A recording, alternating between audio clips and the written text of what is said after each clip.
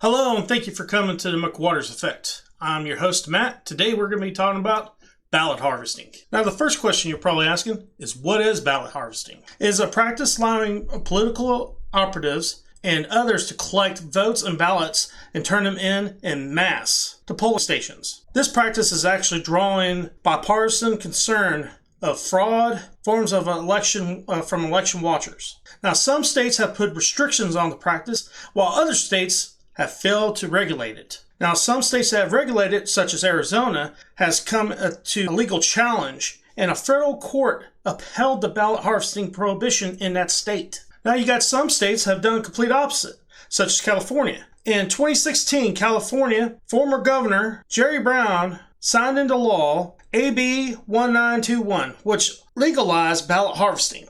Now, what was actually implemented in California before that law was if you voted at home, a family member that lives in the house can take your ballot to the ballot box and put it in there for you. But now, a poll worker, anybody, political campaign people, anybody can grab that ballot and take it to the poll for you. Now, here's a story here. The stupidity of ballot harvesting and how it steals elections. Now, I got two videos that shows that both sides are actually implicated into doing ballot harvesting, just not Democrats and not just Republicans, but both sides. And not only that, I have a video also showing a politician who is a Democrat against ballot harvesting. I'll show that one first. And it is critical to remember that the strength of our democracy lies in the integrity of our elections. That every one of us has to have faith that our vote will count. But right now, there are still many states in our country that allow for something called ballot harvesting. This is a system that allows for third parties to collect and deliver ballots for other people, potentially large numbers of people. Unfortunately, ballot harvesting has allowed for fraud and abuse to occur by those who could tamper with or discard ballots to try to sway an election for or against a certain candidate or party. Now, our vote is our voice. So whether in the midst of a pandemic, as we are now, where mail-in voting is likely to drastically increase, or even in a normal election, no one should get in between a voter and the ballot box. Now, while some states have prohibited vote harvesting or ballot harvesting, many have not, which again allows for abuse from third parties collecting and mishandling ballots. This is something that we've actually seen happen in recent elections. Now, to protect the integrity of our vote in our elections, I've introduced legislation called the Election Fraud Prevention Act with my friend, Representative Rodney Davis. Our bipartisan bill protects the chain of custody for every one of our ballots by prohibiting funding from going to states that allow this practice of ballot harvesting to occur. I don't know about you guys, but I'm 100% agreement with her. And that ballot harvesting, not only does it hurt the integrity of the election, it also hurts democracy altogether. Now, Democrats talk about this is democracy, blah, blah, blah. You know, it's not. We're a democratic republic. But we do vote for the legislature of the United States, the Senate, and the House by popular vote. So it can affect elections like that.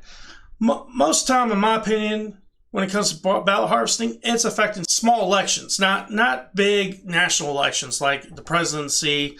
Most Senate and House races, I don't believe it affects all that much because really both sides are doing it to an extent where it's canceling each other out. But the ones that don't cancel each other out, it's canceling other people's votes that are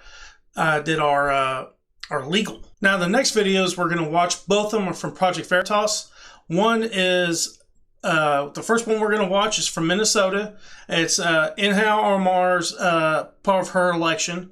Let's go ahead and watch it. Minneapolis, at the scene of the crime, the person you're about to meet, Liban Mohammed, aka King Liban 1, boasts about the hundreds of absentee ballots in his car. Numbers don't lie. Wajida gaarigaygu waa buuxaa waxaas waa absent ballot salka yaala soo jeedin fiiri waxaas oo dhan soo jeedin waa buuxaa gaarigaygu waa buuxaa yaala waxaas kullu waa Jamaal Cusmaan way fiiri 300 kaliya maanta soo dhacday oo Jamaal Cusmaan Yeah. There was video. You could see the video. There was a video out and about that he has the ballots in his car. Right. And talking about the only way you can win is with money. I was looking at them and they were not filled.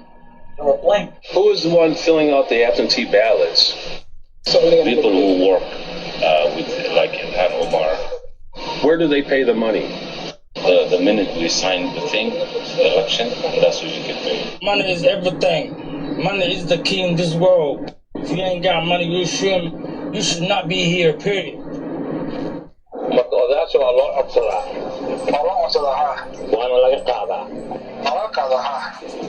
At the end of this street, Yes. there's 3 towers called one tower. Okay. And it's all seniors, and they took every ballot.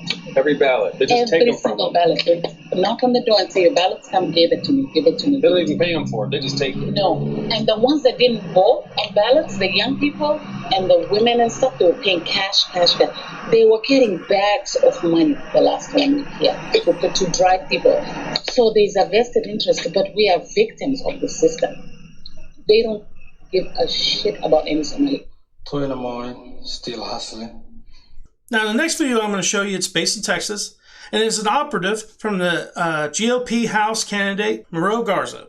Raquel Rodriguez, how are you doing? This is James O'Keefe with Project Veritas. We have you on tape admitting to coercing voters and bribing voters with gifts.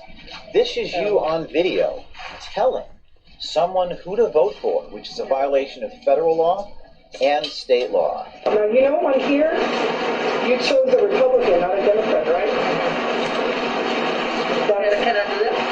You can go wherever you want, but our conversation that we had, you said you were voting for Hager because you were going straight Democrat.